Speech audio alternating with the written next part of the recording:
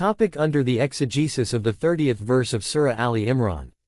The idol worshippers of India and the Buddhist also believe in Trinity. Rather, scholars say that Christians have borrowed the idea of Trinity from the idol worshippers.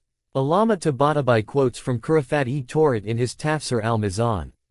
When we undertake a careful study of India, we find that their most ancient and common deities are the Trinity.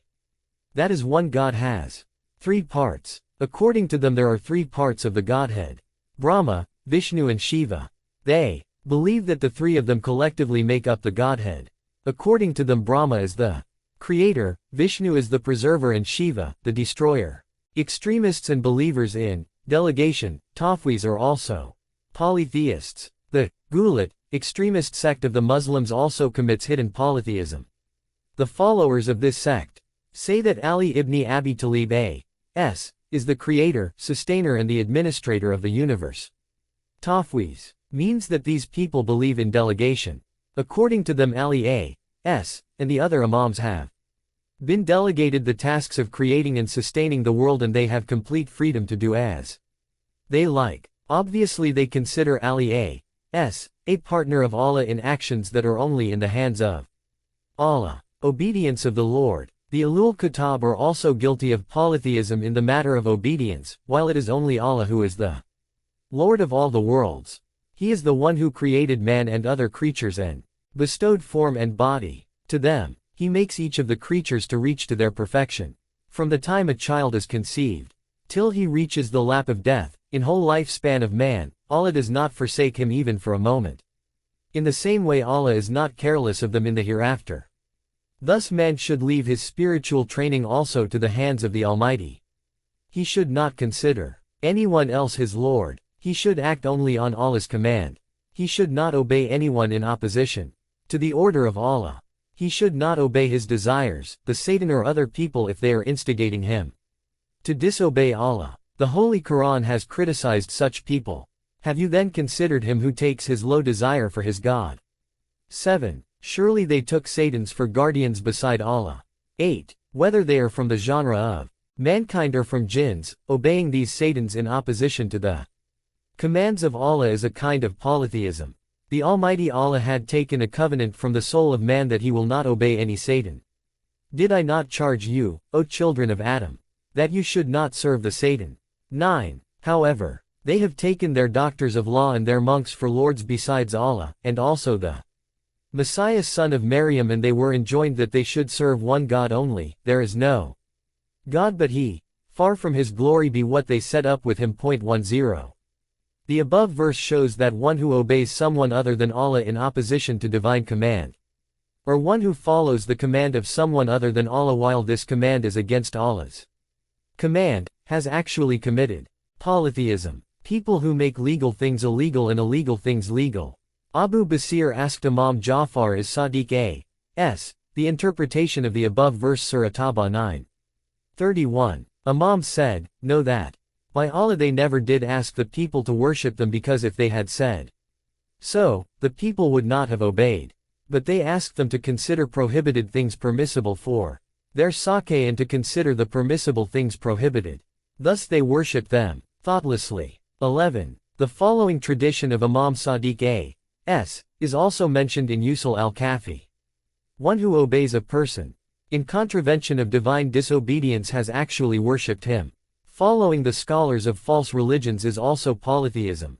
Some Muslim sects consider it obligatory to follow certain religious leaders with regard to the Islamic practical law, while their leaders have prescribed prohibited and permissible without any firm proof. It is said about Abu Hanifa that he used to say, the Holy Prophet has said this regarding this matter, but I say that quality of the Shia jurisprudence. According to the Shia sect, one of the qualities of a jurisprudent mujtahid who can be followed in Islamic practical law is that he should not be a slave of his base desires, and every verdict of his should be based on the Holy Quran and traditions of Ulul Bayt. The Ulil Amr, those who are vested with authority, are 12, according to the Messenger of Allah. They are the 12 Imams of Ulul Bayt. Obeying them is like obeying the Prophet. The 12th Imam, Imam Mahdi A.S., during this occultation period has made it incumbent on us to obey a mujtahid who does not value his personal opinion in front of Allah's command. Thus following this mu'tahid will amount to be the obedience of Imam, and that in turn is obedience of Allah and His Prophet. Polytheism along with worship. It is possible for Ahlul Kitab and Muslims to indulge in polytheism while they worship. For example, Christians worship Isa as the Son of God, as God Himself. In the same way the Gulat extremists consider Ali as the creator and sustainer of the universe. They consider him a partner of Allah in this regard. Some Sufis worship their saint teachers called Pirs. They think that He the Pir and Allah are one and the same, or that Allah has incarnated Himself in their bodies. This is the same polytheism that we have discussed before. We should try to understand the meaning of Allah's slavery.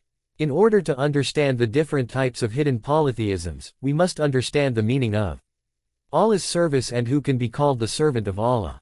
Whenever a sane and intelligent person sees himself and others, he understands at once that all the necessary elements of life have been provided by the Almighty. No one has anything of his own. All creatures are in need of Allah in all aspects of their life. They seek Him for fulfillment of their needs. He should know that they are the subjects of the Almighty. Allah is the Lord and Master of all creatures. There is no one in the heavens and the earth but will come to the beneficent God as a servant. 12. Man should understand his nothingness. He should know that he is needy of Allah in every aspect. He is himself a beggar of the Almighty. The Almighty Allah is incomparable. All the strength and power belongs to Him. If man decides to dissociate from the Almighty even for a moment, he will find that he is destroyed. Knowing this, he should remain only as the slave of Almighty. This method of expressing one's abasement before Allah and confession of one's neediness before Him is known as worship. Forget about fulfilling the rights of the bounties of Allah, he cannot even thank for them sufficiently. Thus man can only devote every moment of his life to the Almighty. Obedience in every moment of life. The bounties of Allah are present for us in every moment of our life. He is always our Lord and Sustainer. Thus even we should serve Him alone every moment of our life. The Almighty Allah has also bestowed the favor of teaching man the way to serve Him. He did not leave humanity confused in this regard. He taught us the method of worship through the Holy Prophet S. Allah has also prohibited us to worship in the way we like. Such a thing is an innovation in religion, beat it, and it is unlawful. In addition to this, He has made worship easy for us the Muslims. The physical worship is that in 24 hours we have to perform only 17 units of prayer. We have to fast only 1 month every year. We have to perform Hajj only once in our lifetime if we are capable. We have to pay some religious taxes like khums and zakat, which are easy too. The Almighty Allah has prescribed great rewards for this little worship. He has made only the fulfillment of obligatory acts to be sufficient for one to gain nearness to Him. The recommended acts and supererogatory prayers will only increase this proximity and enhance the grades of the believer. However, the necessary condition for the correctness of worship acts is that they should be only for the nearness of Allah, and do not join anyone in the service of His Lord. 13. Thus a worship act, whether obligatory or recommended, should not be for the creatures to see and to earn their praises. Even if along with the service of Allah we aim to achieve these things, it is prohibited and is a greater sin. He should not serve anyone else. If man forgets to perform some worship acts on time, Allah will forgive this carelessness, as the activity that had diverted him from prayer was not prohibited, or in those moments he had not worshipped anything else. He should not have worshipped Satan. He should not have given preference to his selfish desires over the commands of Allah. The same conditions apply for prayers on time, even if, for example, he prays correct prayer at the time of Zuhr, noon. At least he will not be eligible for punishment of omitting prayer. But Allah shall not accept such prayers because he does not say the truth when he recites, "I serve you alone." One who serves one person at one time and another at other times cannot be a sincere servant of Allah. The prayers of this person will not raise his status. It does not increase proximity to Allah. Allah accepts the worship of only those who fear Allah all the time. Allah only accepts from those who guard against evil. 14. Maulana Rumi says, The mother of all idols is the idol of yourself. Because all those idols are snakes and it is the python.